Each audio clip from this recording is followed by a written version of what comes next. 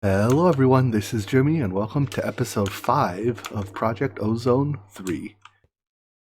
Between episodes, I went ahead and crafted those compacting drawers and set up this drawer system to handle our sifting output. Mostly because this was just a lot of crafting and, choosing what drawer to put items in. So one thing to keep in mind is that there's some items that normally would go in compacting drawers, but in this pack are not compactable. If we take a look at diamonds, diamonds cannot be compacted into blocks. So I just have them in a normal drawer. Same with stuff like redstone. Normally that goes in a compacting drawer. Well, not here, alas.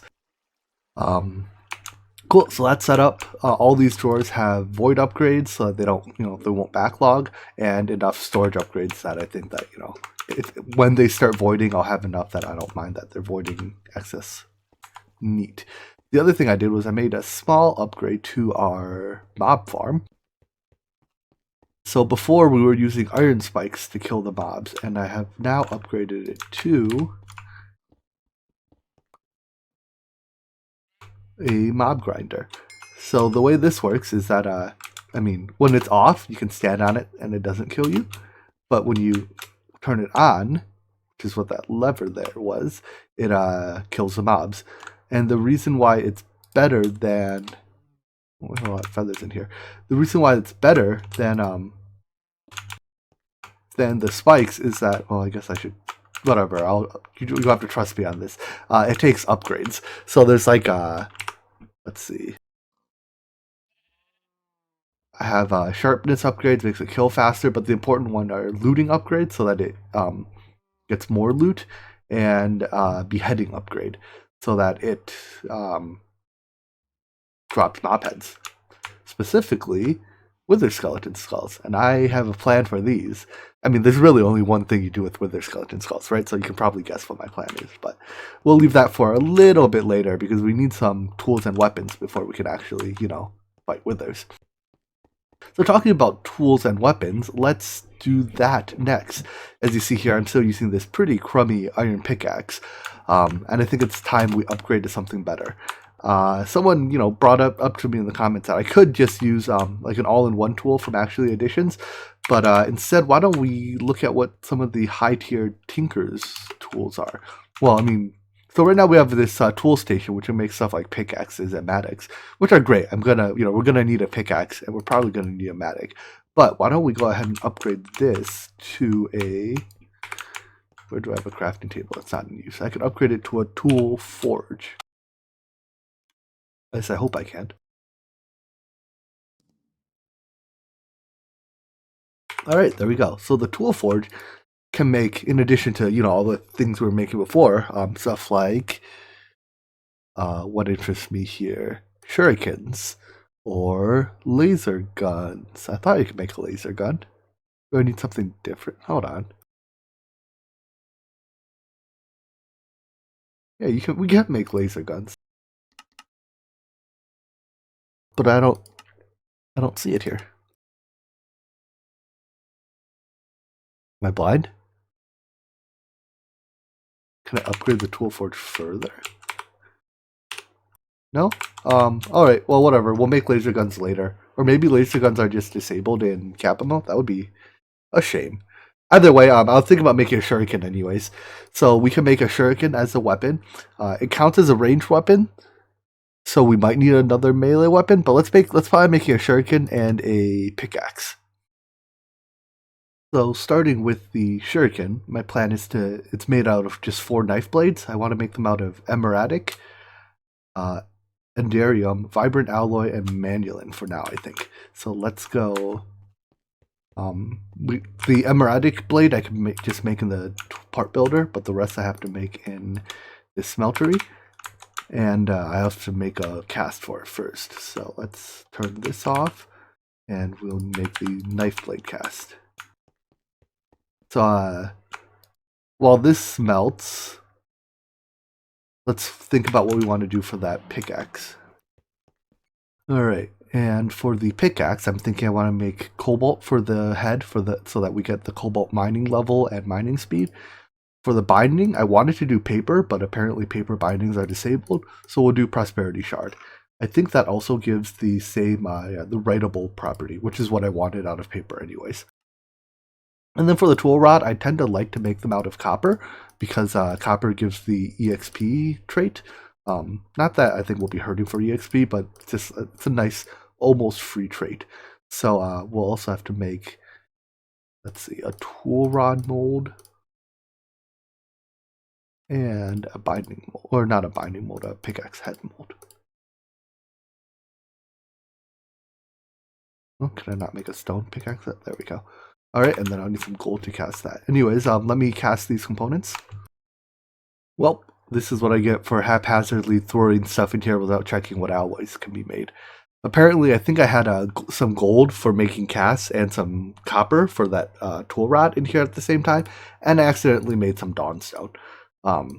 Dawnstone I didn't know could be made in a smeltery. Before this, always took the embers mixer, but apparently it could be made in a smeltery.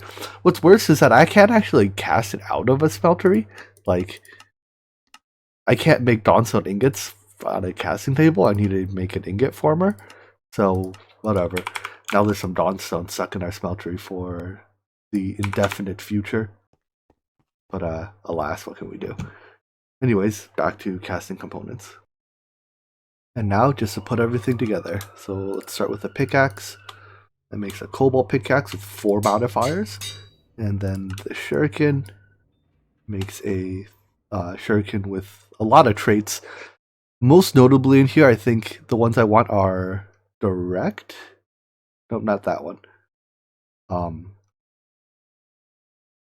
Which is it? Interference? No, there's one. There, end speed. That makes it instant travel, so there's no projectile speed. That also means that it is able to hit Endermen, interestingly enough. And I guess that the rest are just like damage and stuff. But my goal with both of these is to make them unbreakable. So if we make the, what's it called? It's like, let me just find it.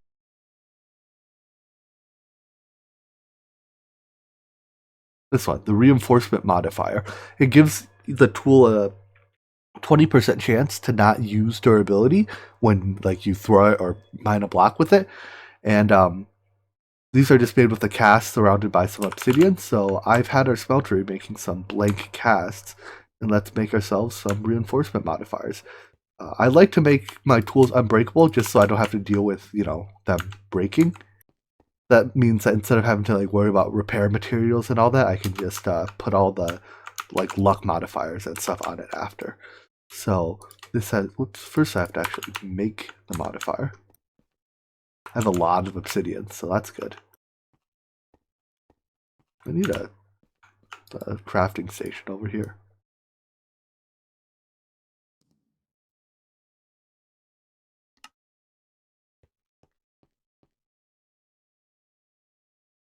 Alright, so first this can take 3 reinforcements. And the pickaxe can take 4.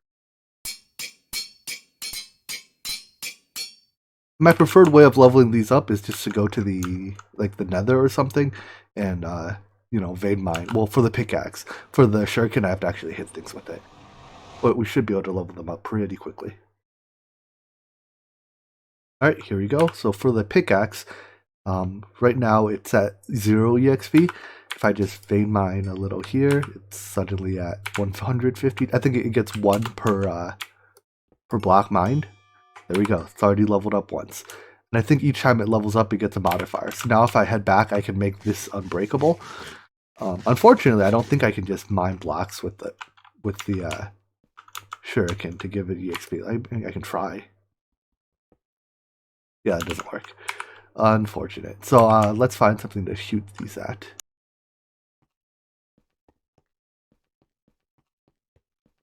Who's over here? Ooh, that does a lot of damage. It one-shot it. Fortunately, that only gives 8 EXP.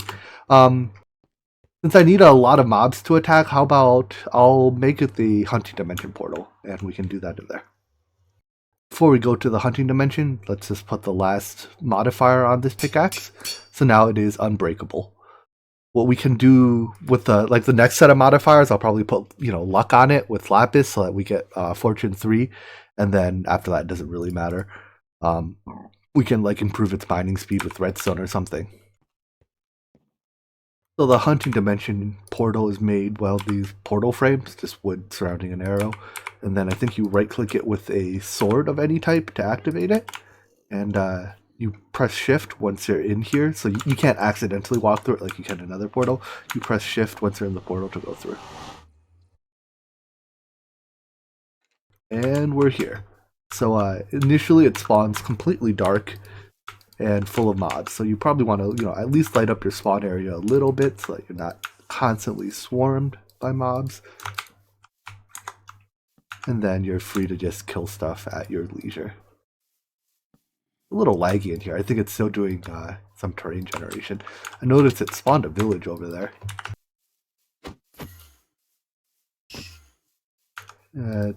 I don't quite do enough damage to one-shot everything, it seems.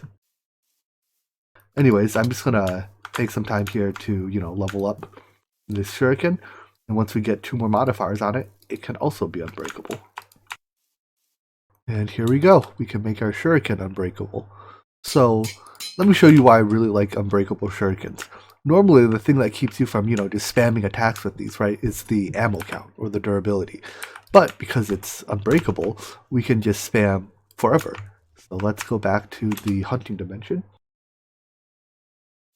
And we just come out here, hold right click, and, basically like a machine gun. Whatever comes near, we just gun it down, which is pretty nice. I personally like the laser gun slightly more because it has a trait where it only fires if there's if it'll hit a target, which really helps it conserve ammo and energy and durability. But I mean, this is fine too.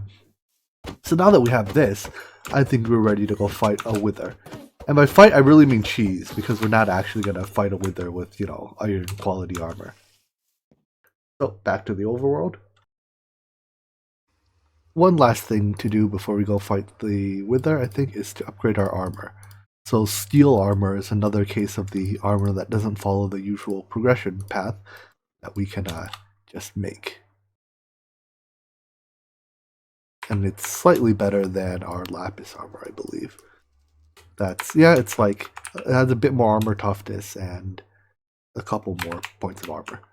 It's a small upgrade, but it's an upgrade nonetheless. So with that in hand, I think we have everything we need to go fight the wither. But instead of just, building him somewhere and letting him kill us, my plan is to stick him in, the bedrock like usual. So here we are on the roof of the Nether. You see our Y level is now 122. We found a appropriate piece of terrain here. Essentially, what you need is a chunk of bedrock, 3x3, like a 3x3 chunk of bedrock, and then you build 2 blocks down from it, lying on its side wither, and back up while it explodes. I probably should have dug a path for myself beforehand, but that's okay. And then when it forms, it should be stuck in the bedrock there. And you see it's slowly taking... Whoopsies, it got free. It got free above the bedrock, I see. Let's build it a couple blocks back from where I built that one then. That one is basically above the bedrock forever now, and I cannot do anything about it until I have a way of traveling above the bedrock. Which isn't difficult to do. I could do it with the Staff of Traveling, but now that there's a wither up there, I'm far less inclined to actually do so. So let's try pulling it back a couple blocks and seeing if it gets stuck here. If not, I might have to find another chunk of bedrock to try to trap it in. At some point, I'll get enough gear that I can go up there and challenge that wither. Until then, whatever. Oh, I see what's happening. My shuriken has this thing where it can teleport enemies when it hits them, right? So it's teleporting the wither above the bedrock.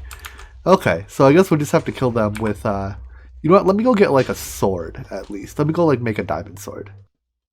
And we're back with a emeraldic crystal sword. I think it does slightly more damage than the diamond one, so I also got a few more wither skeleton skulls, and hopefully now we won't accidentally send the wither above the nether.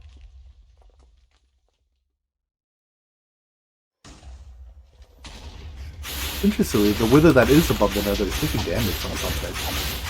But yeah, we're able to hit this one without it hitting us back. Should have turned down the sound a little bit before I started, huh? This is a little loud, isn't it? Oh, nothing to do now.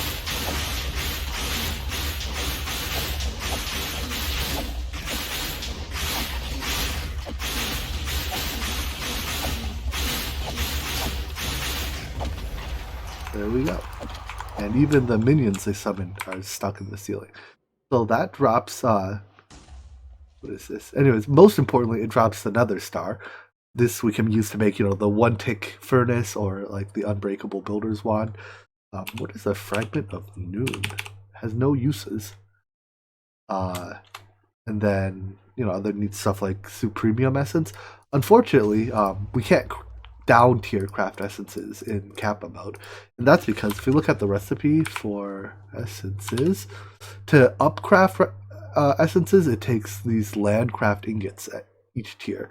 So in addition to having 4 supremium to make a supremium, it takes the ingot, and this takes, morganite ingots. So at some point when we get into landcraft, we're going to have to set up a quarry of some sort and mine a lot of these ingots. Because from a quick look at the ways to make them, there's only one way to make the ingots, and that's from the ore that we're going to have to quarry up. Anyways, that's quest completed. And whoopsies, that's my game crashing. Alright, be right back. And we're back. Hopefully that's the last crash we see in a while. But I'm just going to kill a couple more of these to get a couple more nether stars. But it should be the same process. So I think I'll just cut here and we'll jump back to the overworld when I'm done. Well, I let another wither free on accident. This one isn't completely free yet, so maybe I can still kill it. Let's see. It might kill me though. That's a risk here. But it still can't go through bedrock. So that's my saving grace. It can break the obsidian I'm standing on, but it looks like it didn't want to.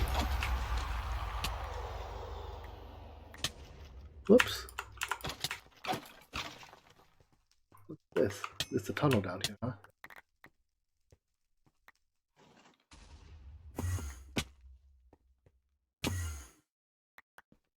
No, I keep falling. Anyways, it died, and I got another star from it. Alright, well, good enough for me. And we're back. So the first thing I want to make with our nether stars is this Zenith Furnace. So this takes a couple blaze rods, which we can make out of these molten cores, which we got from loot bags, and we just need to pick up one of our furnaces. So there's realistically no reason to upgrade both of them, because when you cook items in one tick, you don't need 2 furnaces cooking items in one tick, So let's put this here. Practically speaking, don't need the speed upgrades anymore either, because they don't do anything. So let's quickly demonstrate how quickly that works. Let's make some stone. So yeah, there we go. The limiting factor is actually our extract speed. So let's pick this one up. Whoa, that didn't realize how full that was. And what we can do is we can upgrade our extract from using hoppers to using something better like those item translocators. So let me put this stuff away and get ourselves a couple more translocators.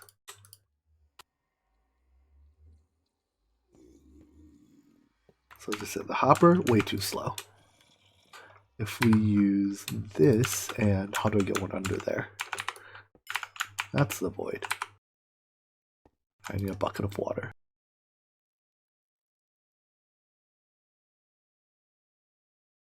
I also need to be a bit more organized, huh? Water, water, water.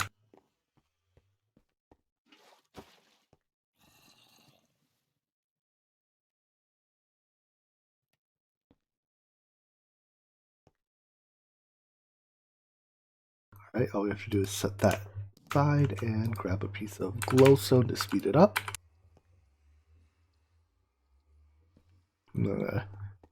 I need some type of unified inventory. Maybe we should look into that sooner rather than later.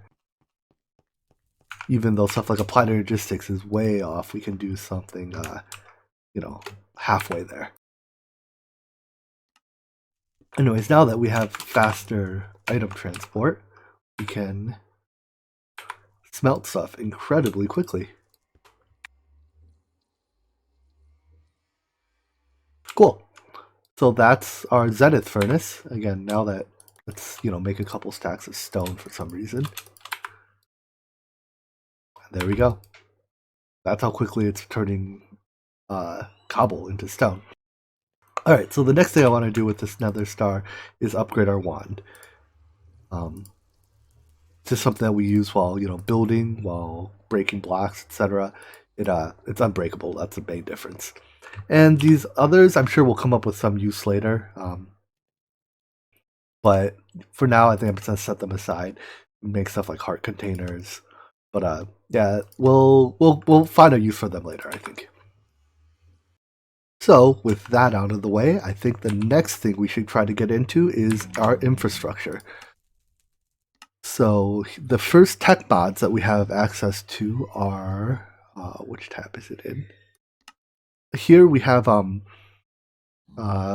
what's called immersive engineering, which can give us some decent power generation options, passive power from stuff like the water wheel, or the doesn't look like it shows it here, but the water wheel or the like thermal piles. But I think the other tech mods that we can use are, is it in this tab? So here's applied, or actually additions. I'm looking for Ender IO. Here we go. So we have Ender IO and thermal expansion. And actually, I think this is where I want to go next, because both of these have generators that can use lava, and we can make lava very quickly, right? So we can use lava as our early game power generation. There's also stuff like jetpacks, and some very key machines, namely the sag mill, and alloy smelter. So it looks like to get into Ender IO, we have to start with thermal expansion. So let's try to make a machine frame. Doesn't look too bad. Light engineering block, tungsten. I think we have that. Okay, so this is just some micro crafting. I'll do that off camera unless I run into any issues. Well, I thought I was done, but I'm on the last step here, and I thought this was just plain glass, but turns out it has to be ineffable glass.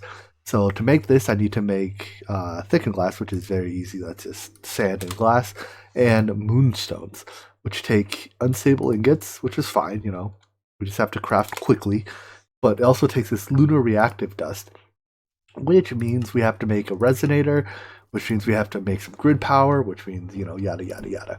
So, time to, I guess we have to get a little bit into extra utilities too and make its, resonator and grid power system.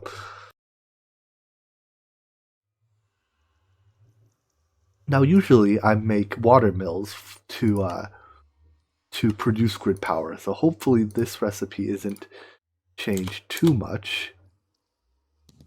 Yeah, it looks like we can still make water mills. That's good. So I'm gonna go ahead and make. I guess we'll need some solar panels to get us started, and a resonator and some water mills. So this is the first step in creating an extra utilities 2 grid power network. First, we have some very basic solar panels. These just, while the sun's up, which it is for like the next couple minutes, they produce 1 grid power. Grid power is transmitted completely wirelessly, and it's linked to the player. There's also a manual mill, where if I didn't want to use these, I could just sit here right-clicking this, but I don't want to sit here right-clicking a manual mill. So the first thing we want to do is take some of this stone burnt, put it in a resonator, and turn it into, take polished stone and turn it into stone burnt.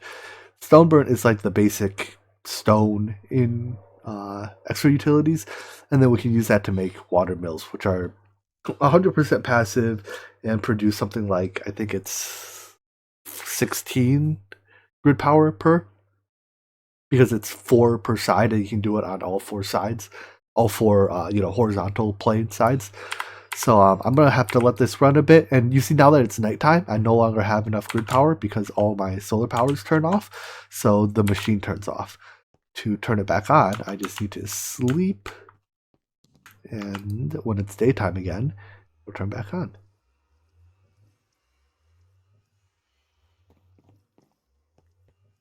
Like so. Alright, so yeah, I'm going to need to wait a little while to have enough polished stone get turned into stone burnt that we can continue. And here's how I prefer to set up my sets of water mills. I do them in groups of 5, where there's a water source block on each of these raised bricks, and that way each water mill is surrounded on 4 sides by flowing water. So they produce 16 GP each, and then because of the new, efficiency loss mechanic, they're actually only producing like 15, which is fine. So this will give us enough GP that we don't have to rely on those solar panels. We can take those down now. So the next thing we have to do is make lunar reactive dust, which is made from, I think if we take lapis, we can put that through the resonator, and that'll turn into that lunar dust. Let's make a couple stacks of that.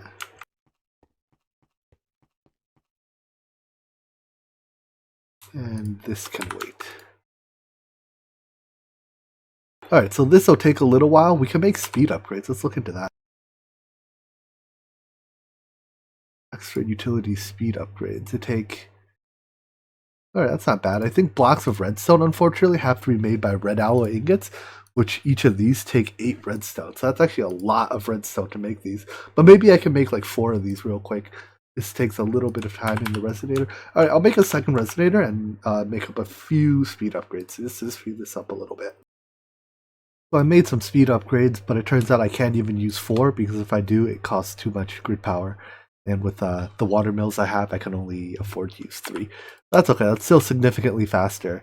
And we actually don't need all that much of this, right? Because I believe the way this works is that 8 can make 9 moonstones, and each moonstone can make 8 ineffable glass. So that's actually enough for now. Let's go do that dividing by diamond thing where if we mess it up, we blow up. That's always fun, right? Let's make sure we have our recipes planned. We make unstable ingot with iron, stick, diamond.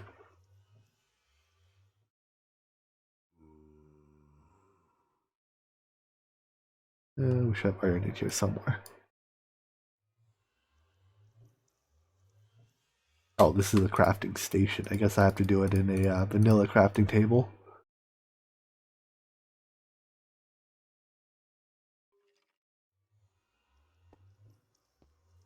We'll just put this here for now. And then once we make the unstable ingots, we have to surround them with the lunar reactive dust.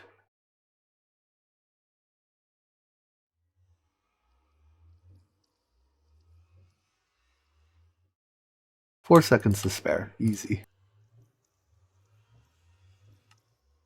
One more time. Alright, that wasn't bad.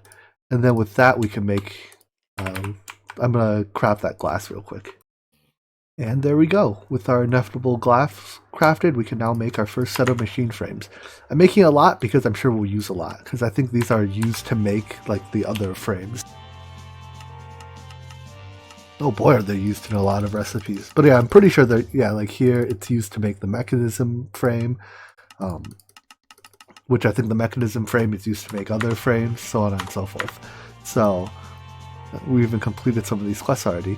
Anyways, with the thermal frame done, we still can't make, let's see, what do I have to do to get to alloy smelter? Simple machine chassis. We need to make an ender ingot.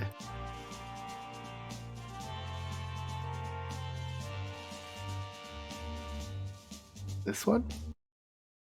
This one? Which one? A dawnstone ingot and an ender pearl. But to make dawnstone, we need a ingot former. To make, okay, that's a little ways off, isn't it? That's a lot ways off, huh? Okay, so I guess we can't. Well, no. At this, we can't do the quest, right? Let me look at this quest a little bit. All right, so looking at this, I think the quest gates were set for normal mode, not Kappa mode, but we can definitely make the simple machine chassis already because this just takes the grains of infinity, which we made last episode, and other stuff that we have. So with this, we can get into both thermal expansion and Ender IO. But I think this might be a good point to wrap up this episode. We can come back tomorrow and we'll make all of our, our machines, our RF generation, so on and so forth. And once we have that, that technological base down, we can start getting into the meat of this pack, which is really the magic mods. So I hope you like this episode. I hope to see you in the next one. Take care. Bye bye.